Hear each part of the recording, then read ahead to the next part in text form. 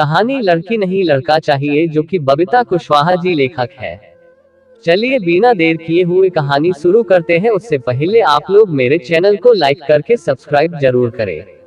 आपकी एक लाइक हमें बहुत खुशी देती है। अरे ये क्या नेहा, इतने भारी कपड़ों की बाल्टी तुम अकेले ही उठा रही हो? तुम्हारा तीसरा महीना चल रहा है, इतनी लापरवाह कैसे हो सकती हो तुम? रमेश ने कपड़ों की बाल्टी छीनते हुए कहा। तुम हो ना मेरा ख्याल रखने के लिए, और वैसे भी थोड़े से ही कपड़े थे तो सोचा छत पर सूखा देती हूँ। मैं कुछ नहीं सुनना चाहता। मेरे हर्ष बेटा को कुछ हो गया तो मुझसे बुरा कोई ना होगा। अच्छा जी, तो आपने नाम भी सोच लिया? और अगर गुड़िया हुई तो क्या नाम सोचा है आपने? अरे नहीं, बेटा ही होगा। मैं चाहता हूँ मेरी पहली संतान बेटा ही हो।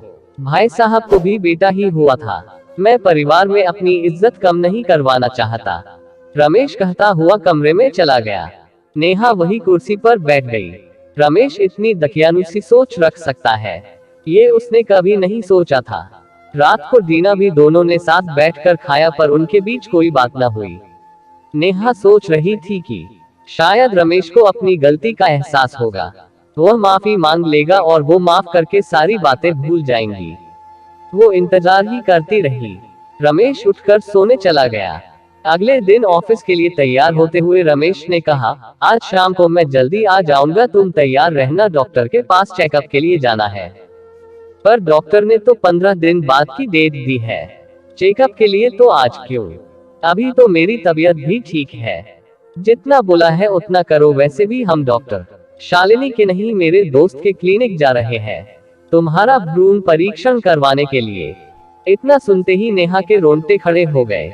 वो शून्य हो गई। एक पल तो उसे अपने कानों पर विश्वास ही नहीं हुआ कि रमेश ऐसा कर सकता है। खुद को संभालते हुए उसने कहा, इसकी क्या जरूरत रमेश, तुम इतनी दकियानुसी सोच कैसे रख सकते हो? क्या फर्क पड़ता है लड़का हो या लड़की? जो भी होगा हमें स्वीकार होगा। आखिर है तो हमारा ही अंश। आज के टाइम में तो लड़का लड़की सब बराबर है। लड़कियां भी लड़कों के समान घर का नाम रोशन करती है। मुझे फर्क पड़ता है नेहा, मैं कोई रिस्क नहीं लेना चाहता, इसलिए जांच करवाना बहुत जरूरी है। लड़कियां तो सिर्फ बोझ होती है, लड़का होगा तो जीवन भर हमारे साथ रहेगा, बुढ़ापे में हमारी लाठी बनेगा, समाज में हमारी इज्जत होगी, जो एक लड़की कभी पूरी नहीं कर सकती। नेहा समझ चुकी थी कि रमेश को समझाना बेकार है, इसलिए उसने साथ जाने से साफ मना कर दिया और अपना सामान पैक कर घर छोड़ने का फैसला कर लिया। हमारा समाज कितना भी आगे क्यों न बढ़ गया हो, वो नारी को ही दबाने का प्रयास करता है। नेहा के मम्मी पापा के देहांत के बाद मामा जी जैसे तैसे नेहा शादी करके अपनी जिम्मेदारी से मुक्त हो गए थे। फिर ऐसी हालत में उसे कौन सहारा देगा? ऐसे में उसकी कॉलेज की सहेली वंदिता, जो एक NGO में काम करती थी, ने उसे सहारा दिया। उसने NGO में ही उसे नौकरी लगवा दी, जहां उसे रहने को घर भी था। दिन बीतने लगे। इसी बीच उसने रमेश से कई बार संपर्क कर समझाने की कोशिश की, लेकिन रमेश ने एक न सुनी और उससे तलाक ले लिया। नेहा करती भी तो क्या करती, अपनी कोख में पल रही नन्ही सी जान को दुनिया में लाने के लिए उसने रवि से तलाक ले लिया। कुछ महीनों बाद नेहा ने एक बिटिया को जन्म दिया। कई साल बीत गए।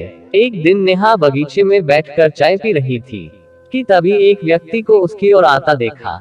चेहरा भी जाना पहचाना लग रहा था। पास आने पर गौर से देखा, दाढ़ी और बाल बहुत बढ़ गए थे, झुर्रियों ने भी चेहरे की चमक को छीन लिया था। वो रमेश था। नेहा पहचाना, मैं रमेश, तुम इतने सालों बाद आज यहाँ?